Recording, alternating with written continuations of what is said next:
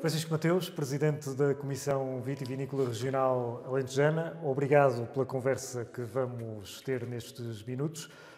O Francisco assume a liderança da CVRA em novembro de 2015.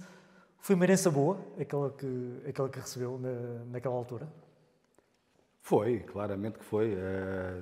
Eu encontrei uma comissão que estava já com um elevado nível de informatização, isso obviamente que facilita o trabalho, uma equipa muito experiente na parte do laboratório, da parte da fiscalização, portanto uma equipa muito, já muito rodada naquilo que faz, e uma comissão que tinha e que continua a ter uma boa saúde financeira.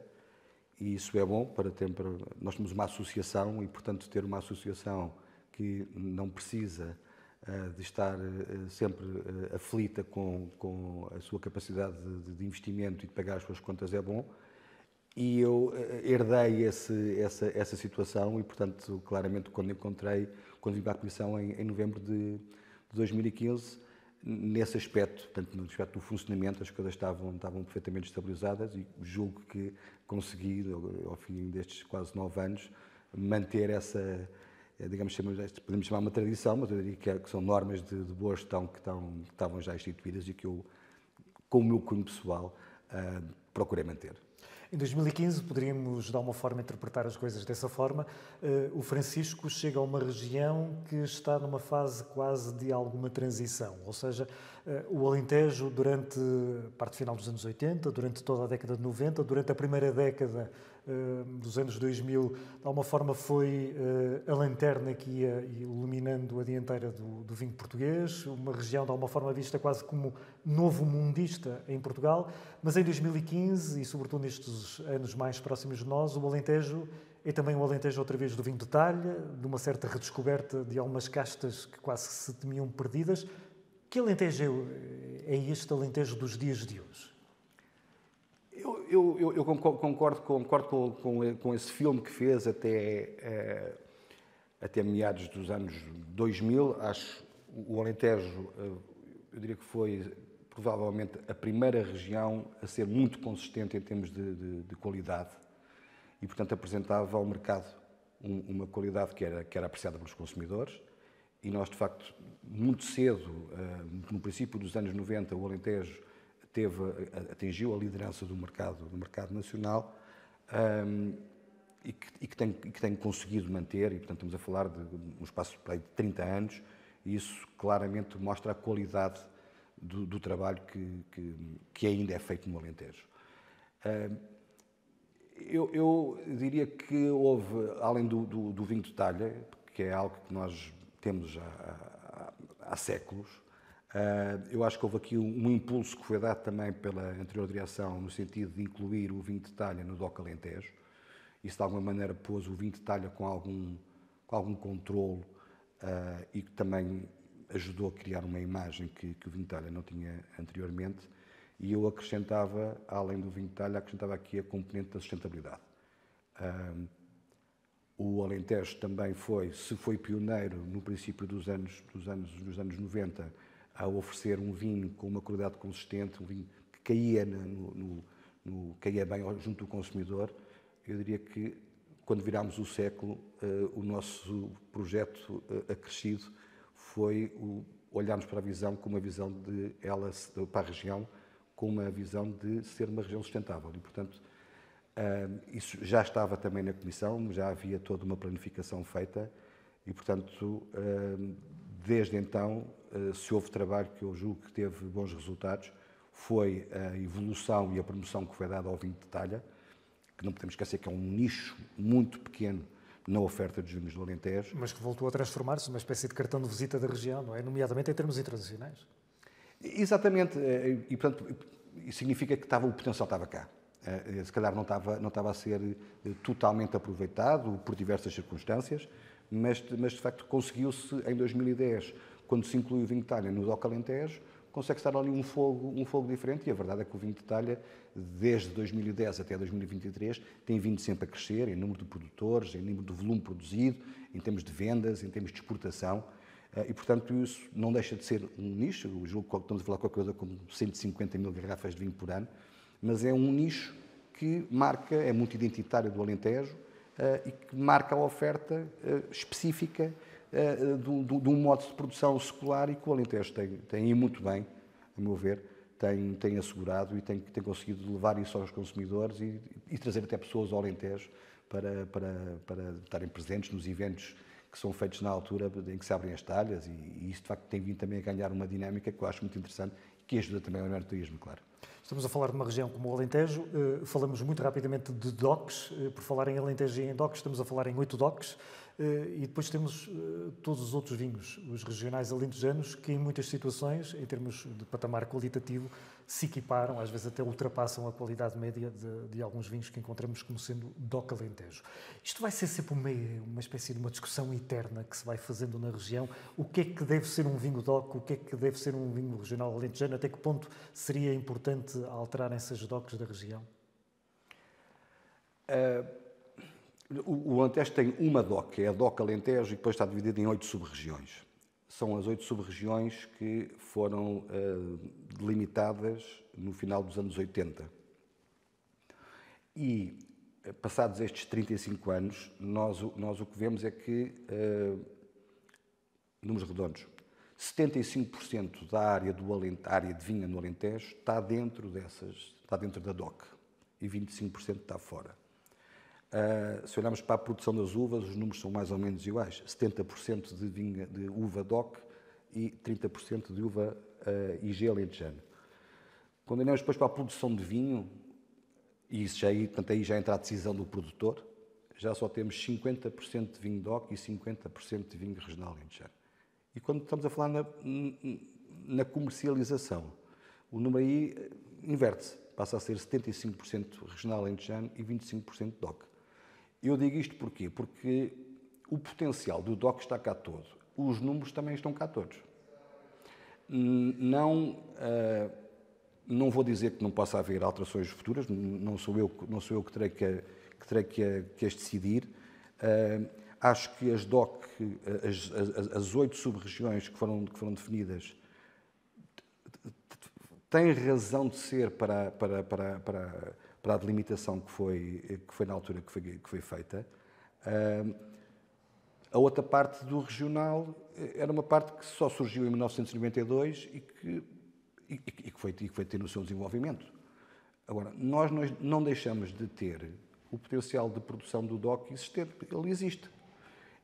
Sinceramente, interrogo-me porque é que não há mais operadores a fazer DOC Alentejo quando o podem fazer, porque na realidade o número de operadores que estão limitados a fazer regional alentejano não é assim tão grande como isso, e como disse também, quer dizer, as uvas estão lá, o vinho está lá.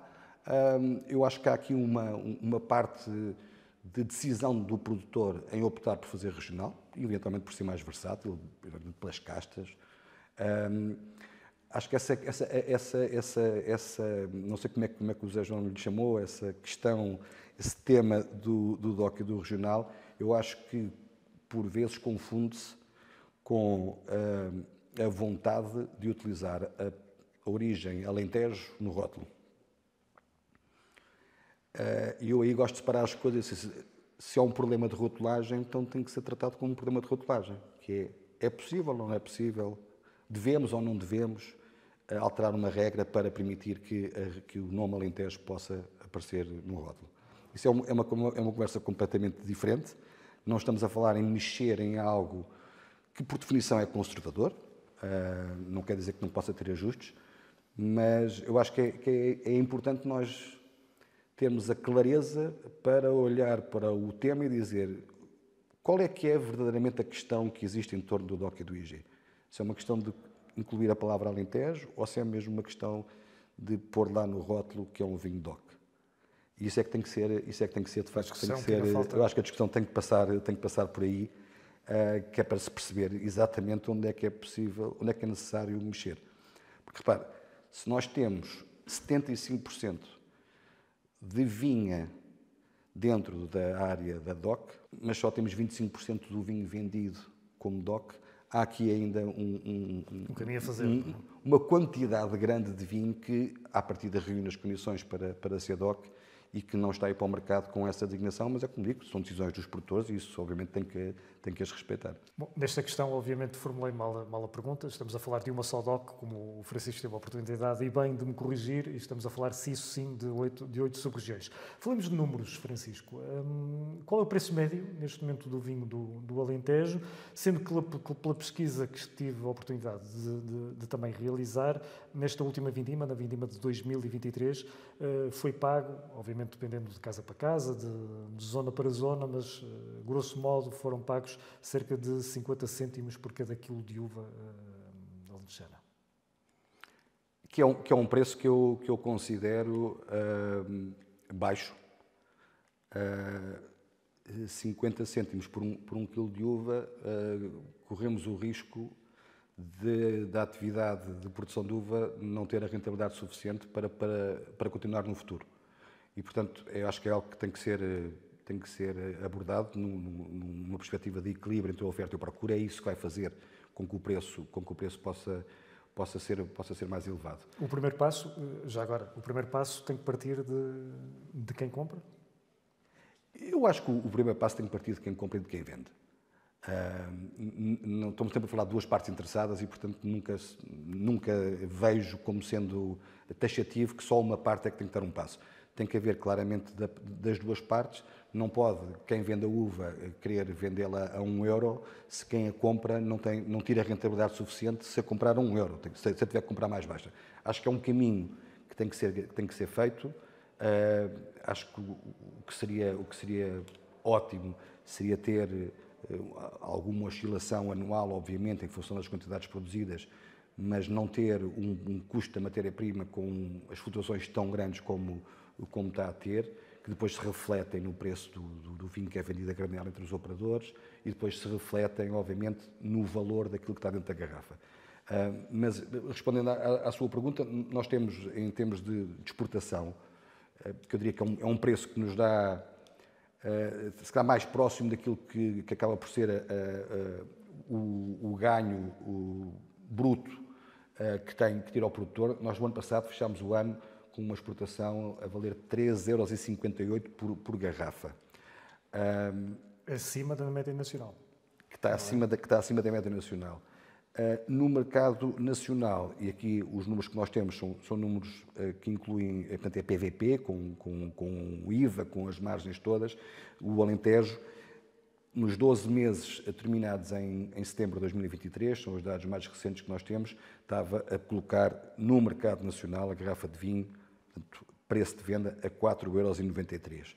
Isto claramente mostra que há uma maior valorização na exportação do que no mercado nacional. No mercado nacional temos que aqui, dos 4,93, incluem o IVA, incluem as margens até ao vinho chegar ao ponto de venda e, portanto, eu diria que na exportação temos um caminho que acaba por ser mais rentável para quem exporta.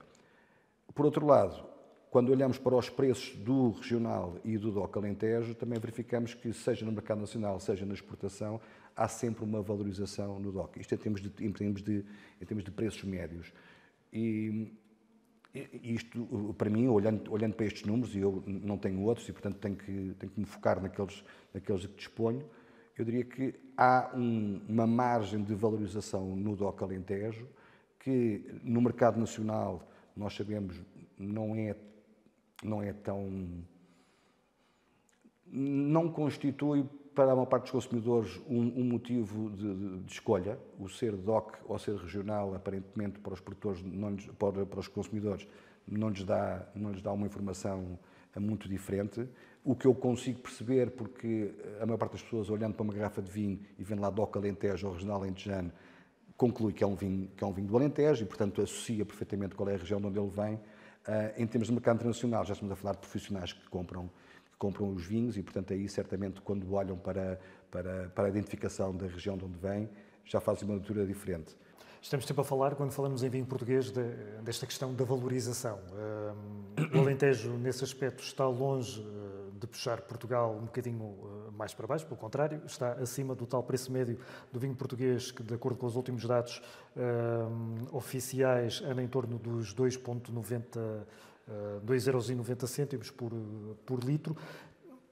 Mas como é que será possível dar um passo ainda mais seguro e ainda mais adiante? Como é que, no fundo, questão quase para $1 milhão, já que estamos a falar em números, como é que é possível tentar valorizar ainda mais o vinho do Alentejo, por um lado, e, por consequência, o próprio vinho português? O caso concreto do Alentejo, 70% das nossas vendas são feitas no mercado nacional. E, portanto, estamos a falar de um mercado que conhece o produto, identifica-se com ele, escolhe-o, mas que, ao mesmo tempo, é um mercado que nós sabemos que não está muito disponível para pagar muito mais por uma garrafa de vinho. Se nós olharmos para a evolução do preço médio dos vinhos em Portugal em 10 anos, verificamos que, obviamente, que há valorização e mal era se não houvesse, mas se olharmos para os tempos mais recentes, vamos ver que essa valorização que houve no preço que as pessoas, no dinheiro que as pessoas deixam no supermercado ou num restaurante, aquilo que pagam hoje a mais por uma garrafa de vinho não cobre o impacto que a inflação teve. O consumidor português, de alguma forma, viciou-se em beber vinho a um determinado nível de preço? Eu acho que os consumidores portugueses, e ainda bem que, por um lado, ainda bem que assim veem que há qualidade nos nossos vinhos, escolhem-nos. Nós, quando olhamos para os dados das importações, percebemos que, em termos de engarrafados, Portugal não é um grande comprador de vinhos estrangeiros. E está habituado a ter uma oferta de vinhos com preços que ele considera que são preços competitivos, considera que são justos.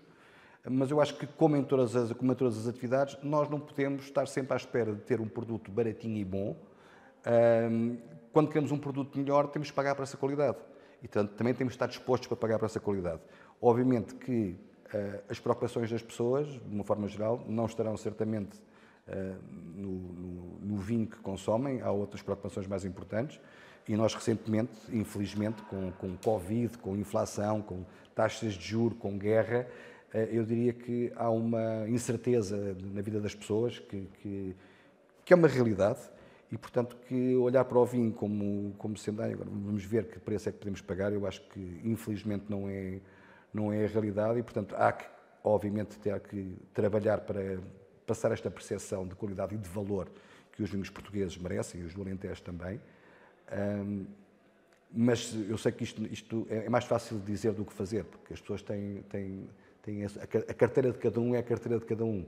E obviamente que nós sabemos que é possível hoje em dia ter vinhos perfeitamente aceitáveis, com qualidade, no mercado a preços que eu até chamaria de baixos, mas não deixam de ser vinhos que preenchem a necessidade da pessoa e que não é preciso pagar muito dinheiro para ter à nossa mesa. Portanto, isso é uma realidade que nós temos. Mudar isto, acho que não é uma coisa de poucos anos, acho que são muitos anos que vão ser necessários para conseguir fazer, mas acho que é um caminho que todo o setor do vinho tem que fazer. Acho que nós temos que valorizar a nossa produção. Eu não acredito que Portugal tenha um potencial para andar a combater no mercado em volume. Nós, nos anos todos que temos, nunca o conseguimos fazer, tirando quando tínhamos as colónias em África, e, portanto, acho que o caminho tem que ser de valorizar e apostar na exportação. Francisco, o Alentejo, neste momento, continua a ser responsável pela venda de quase 40% do vinho certificado das 14 regiões em Portugal, mas não deixa de ser também verdade que todos os anos, nomeadamente ali para aquelas alturas da vindima, ouvem-se reparos no setor, quase sempre em surdina, acerca de movimentação de vinho e que supostamente o vinho que entra na região que não é da região e não devia entrar, vinho que sai da região que não deveria sair. Na qualidade de responsável máximo da CBRA, como é que responde a esses reparos que quase sempre, naquelas épocas de setembro e outubro, acabam por ser o vinho?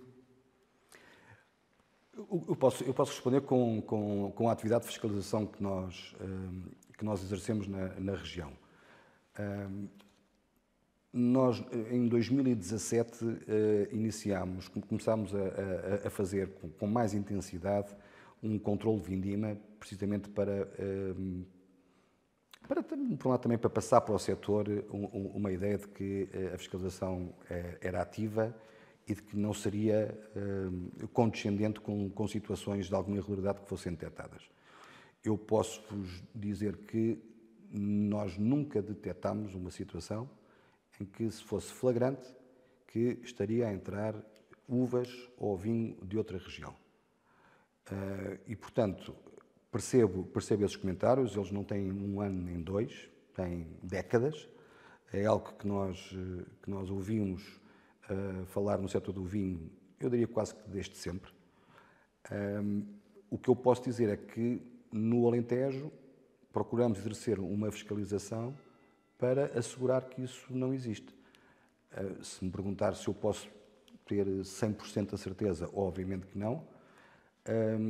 Aqueles que o fazem, eu lamento imenso que estejam no Alentejo e que o estejam a fazer, porque acho que isso não contribui para o trabalho de conjunto que todos fazem e não contribui para promover e enaltecer a região, antes pelo contrário, pode resolver temporariamente alguma questão empresarial de uma empresa ou de um produtor ou de um operador em concreto, mas tenho pena que isso aconteça porque acho que é um tiro nos pés que se está a dar numa região que tem a notoriedade que tem o Alentejo. Outra questão relacionada com a atualidade é a questão dos estoques. Neste momento há excessos de estoques de vinhos na região? Nós tivemos até 2018, 2019, uma situação eu considero que era um equilíbrio saudável entre a oferta e a procura. Foi uma altura em que os vinhos a granel transacionavam-se a €1 e até mais, e, portanto, claramente havia valor no negócio do vinho, porque havia precisamente um equilíbrio entre o vinho disponível e o vinho que se queria comprar para depois ser processado e ser embalado. Com o Covid, Covid em 20 e 21 e até 22, com aumentos de produção que nós tivemos, o que é que se verificou? Nós tivemos no mercado nacional, como eu disse, tem 70% das nossas vendas, tivemos uma quebra substancial nas vendas do vinho do Alentejo, nomeadamente ao nível da restauração, onde tínhamos força. Houve algum crescimento das exportações que não conseguiu compensar essa quebra no mercado nacional e, ao mesmo tempo, houve um grande aumento da produção. Nós tivemos em 2021 o ano de maior produção que alguma vez registámos aqui na região. Foram 126 milhões de litros. E, portanto, o que é que aconteceu? As adegas foram ocupando todo o seu espaço, o estoque foi crescendo e cresceu muito mais depressa do que as vendas conseguiram acompanhar. E, portanto, nós chegamos atualmente a uma situação em que temos um nível de estoque bastante grande, principalmente em termos de vinhos tintos. Nos brancos e nos rosés a situação é mais equilibrada, mas também é precisamente nos vinhos tintos que nós notamos que há uma maior queda na comercialização. Portanto, eu diria que foi aqui uma conjugação de quebra de vendas com um aumento de produção que não nos foi claramente favorável. Eu diria que nós, desde 2019, 2020, daí para a frente, temos estado numa situação de desequilíbrio, o que, aliás, também justifica que o Alentejo tenha mandado destilar vinhos em 3 dos últimos 4 anos. E, portanto, coisa que não acontecia no passado. E, portanto, isso mostra claramente que é essa situação de desequilíbrio que hoje ainda a temos e que é claramente um desafio para o futuro, porque nós temos neste momento um volume de vinho em estoque apreciável. E, portanto, há que o conseguir colocar no mercado, o que também não é fácil, porque a concorrência é muita. Uma destilação de crise, há sempre as famosas destilações de crise, resolve momentaneamente ou poderia resolver momentaneamente a questão? Na última situação de crise, uma colega sua de um jornal questionou-me sobre qual era o volume que eu achava que seria necessário o Alentejo destilar. Aqui, obviamente, não é o volume e, obviamente, também o valor, porque há casos em que os produtores não estão dispostos a entregar o vinho para destilação pelo valor, pelo prémio, pela ajuda que é paga. Mas eu diria que estamos a falar qualquer coisa na ordem dos 50 milhões de litros. Agora, o que nós também sabemos é que nos anos mais recentes nunca foi esse volume, se calhar foi o volume que foi destilado por Portugal inteiro. Isso significava que Portugal teria que destilar muitos milhões de litros, em que 50 seriam do Alentejo, obviamente com um preço que fosse um preço considerado justo pelos produtores. Mas estamos a falar de muito vinho, e além desse envio para a destilação, eu sinceramente também não sei, que obviamente isto está a acontecer no Alentejo e noutras regiões, eu também não sei sinceramente se haveria capacidade em Portugal para destilar toda essa quantidade de vinho. Agora,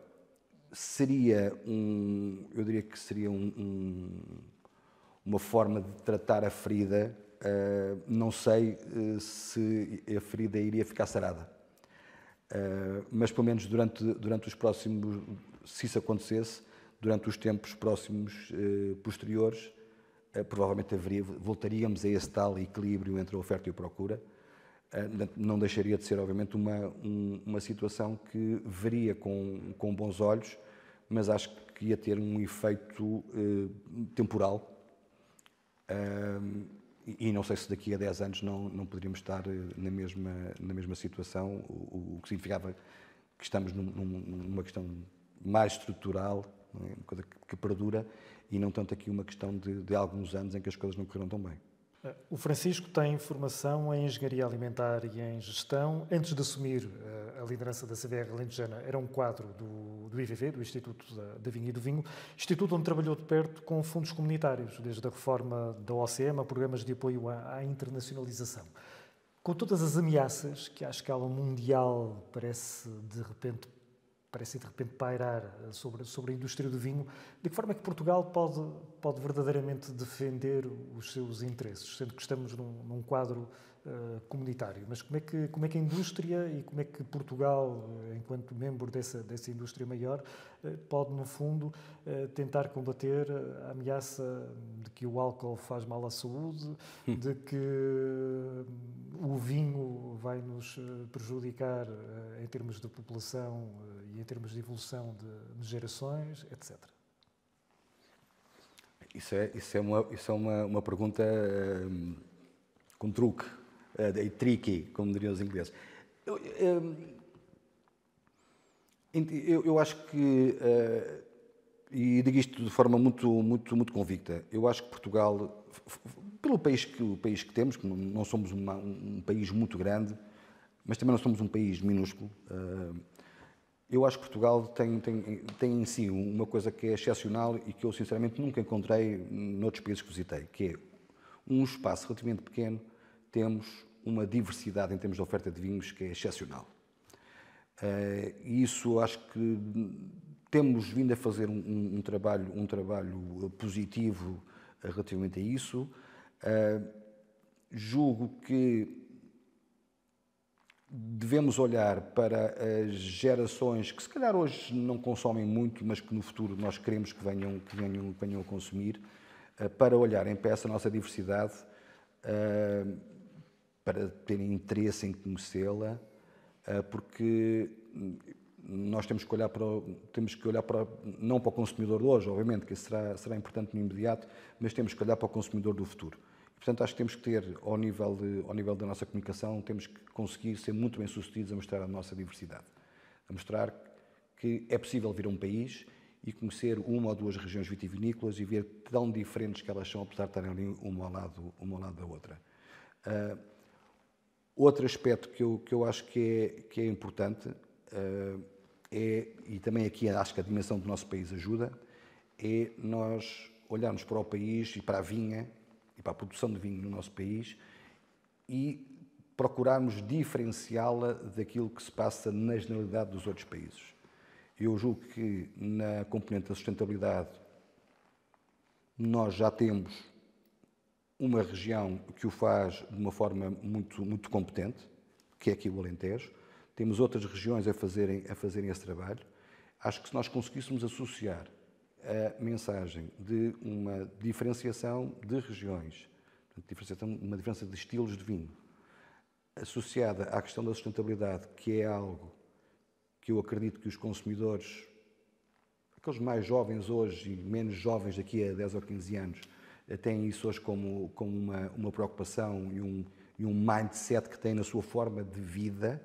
Eu acho que isso vai a prazo ajudar a elevar a reputação do país enquanto produtor vitivinícola e das empresas que têm essa componente da sustentabilidade dentro das suas portas.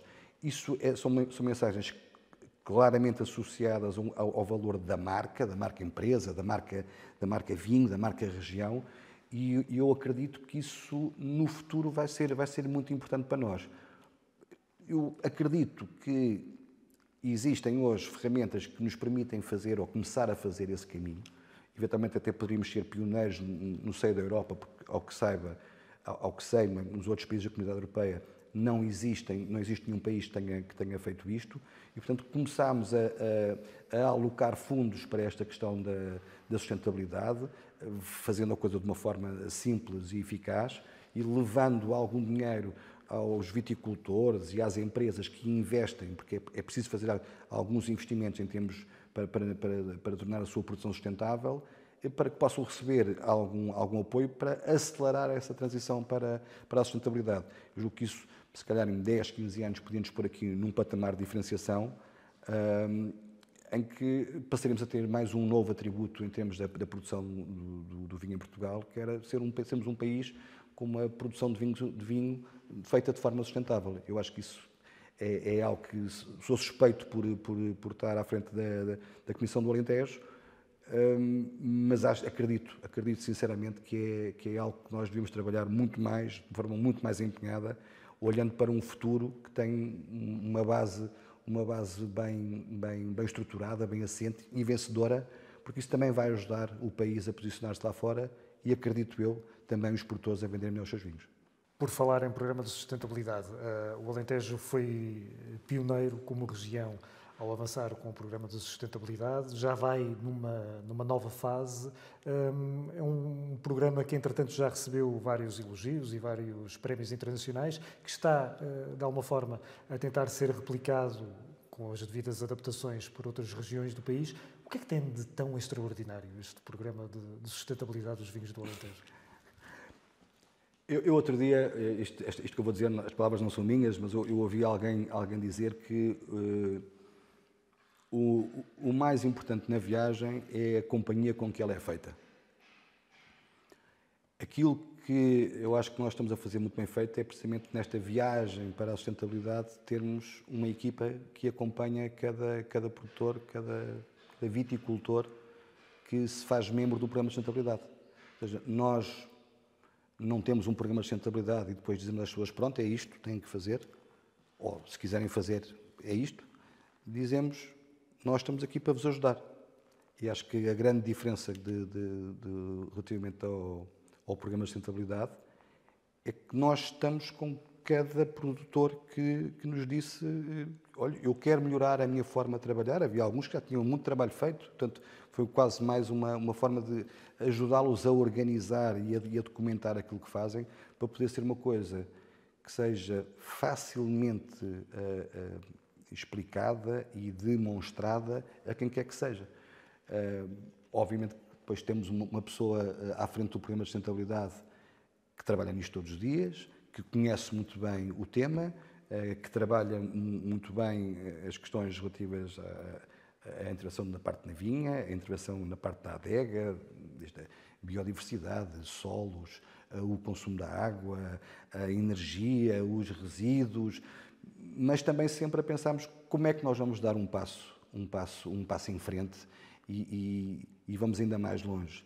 Foi isso que nós fizemos agora no final do ano, quando lançámos o PSV, a versão 2.0, que acaba por ser aqui, acaba por ser uma versão mais moderna de algo que já tinha 10 anos, em que a nossa experiência também nos disse que havia algumas redundâncias nos diversos critérios que estavam estabelecidos e, portanto, foi preciso fazer essas correções e introduzirmos aqui também alguns novos temas em que a componente social, e eu aqui estou a falar digamos, da gestão do recurso humano,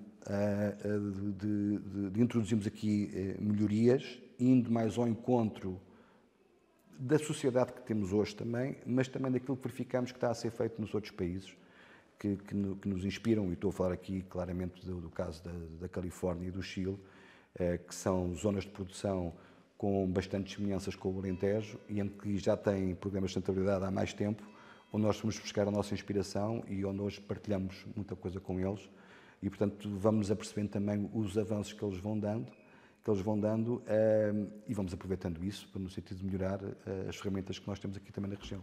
Nem tudo é um mar de rosas. Quando falamos do Alentejo, estamos a falar, grosso modo, de 23 mil hectares de vinha, metade da área de vinha, por exemplo, do concorrente Douro, chamemos-lhe assim.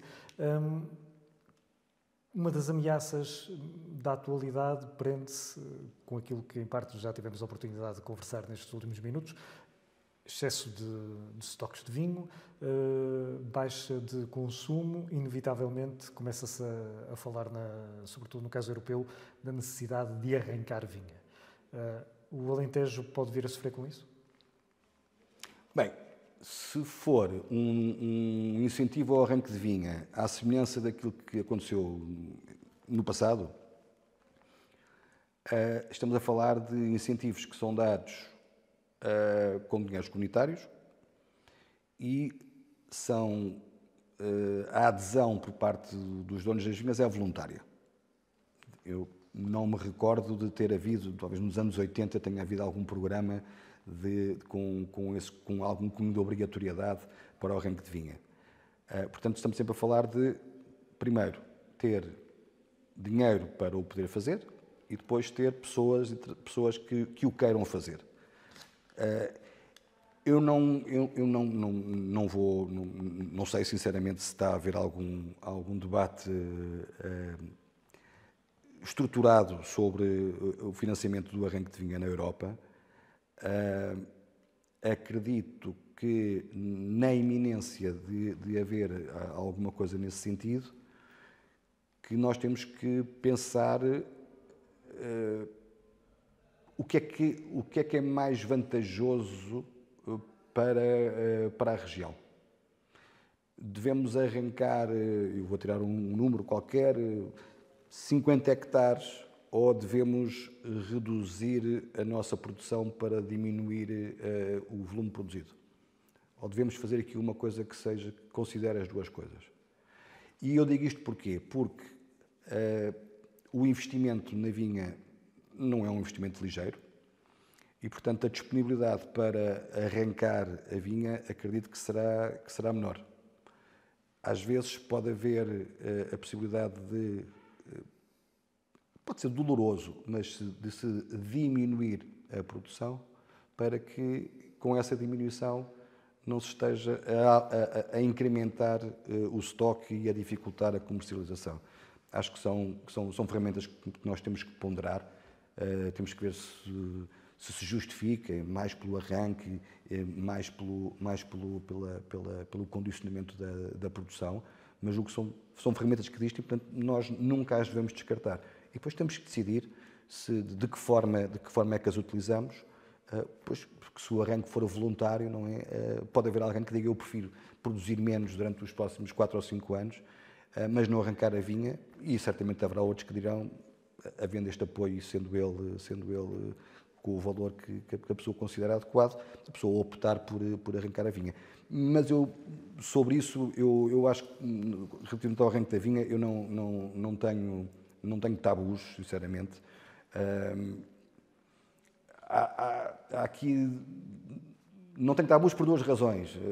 Uma, porque se nós estamos a produzir, nós temos as vinhas, estamos a produzir vinho e não o conseguimos vender, nós não podemos desligar a vinha. Portanto, ela este ano produziu e para o ano vai continuar a produzir e vai continuar assim durante alguns anos. Portanto, temos que ter a coragem, por vezes, de, não é desligar, mas é dizer, olha, daqui já não vai ser mais produção nenhuma porque eu vou arrancar a vinha. Mas, por outro lado, tenho pena, principalmente quando estamos a falar de vinhas já com alguma idade, e às vezes são essas que acabam por ser arrancadas. Foi isso que aconteceu em Portugal. São menos produtivas. São menos, património que exatamente, também ou seja, são menos produtivas e, portanto, há um apoio para as arrancar. Se calhar o impacto desse arranque na produção não é assim muito grande porque elas são mais velhas.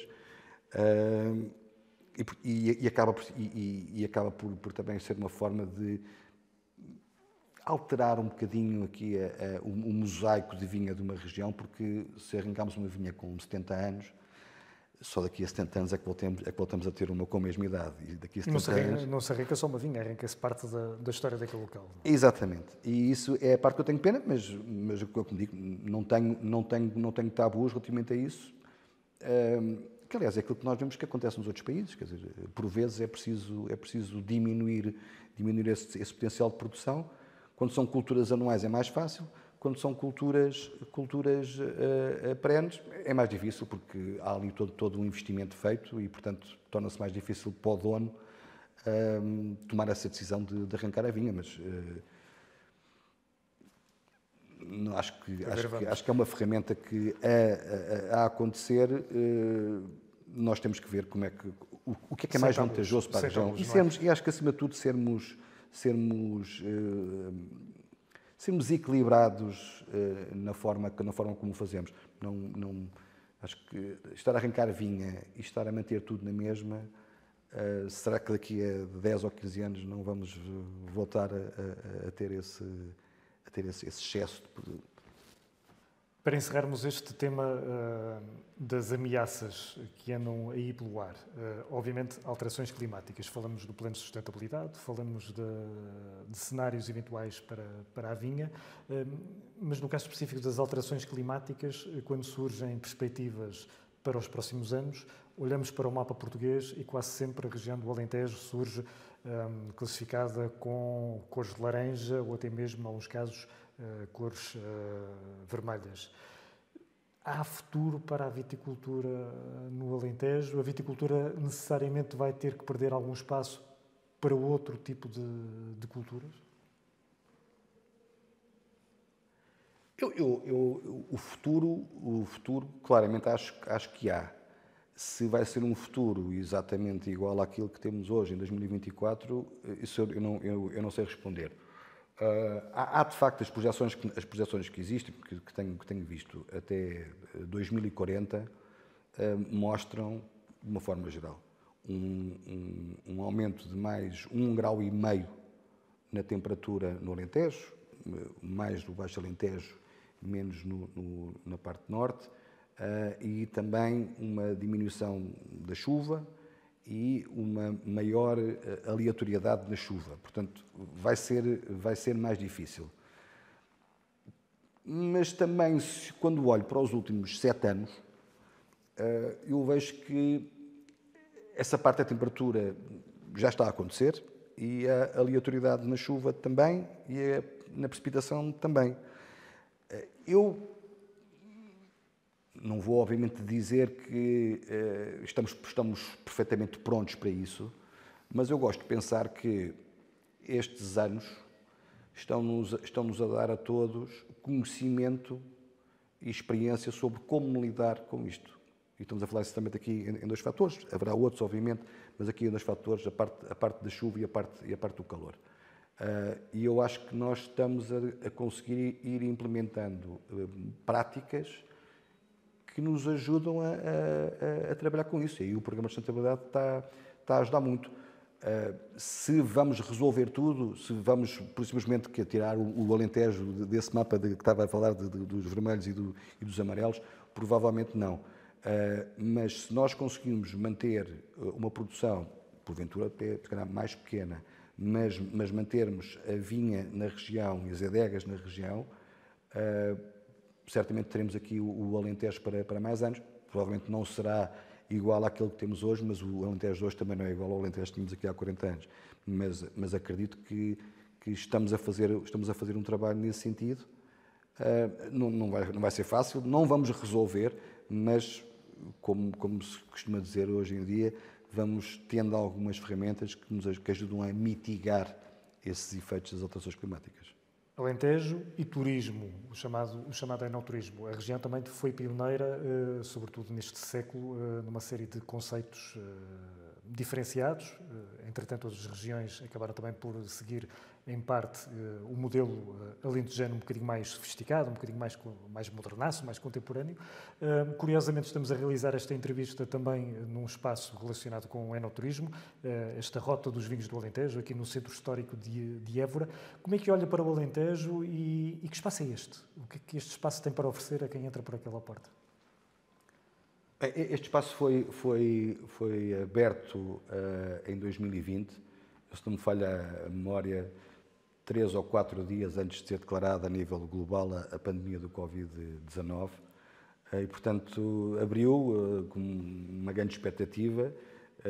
Lembro que o primeiro dia em que a casa abriu, convidámos os diretores dos hotéis aqui de Évora para nos virem visitar. Era a primeira vez que tínhamos, digamos, estranhos a entrar nesta casa e a receptividade foi muito boa. Obviamente eles a pensar que bom, temos um espaço nobre, julgo eu, onde os hóspedes dos nossos hotéis podem passar um tempo bom e, portanto, é preciso também ter atividades para as pessoas que vêm para o Alentejo, os turistas, fiquem cá mais tempo. Isso é bom para todos, é bom para a atividade. É bom para quem está na atividade turística, é bom para quem está no comércio, na restauração e é bom, obviamente, para nós. E, portanto, é um espaço recente,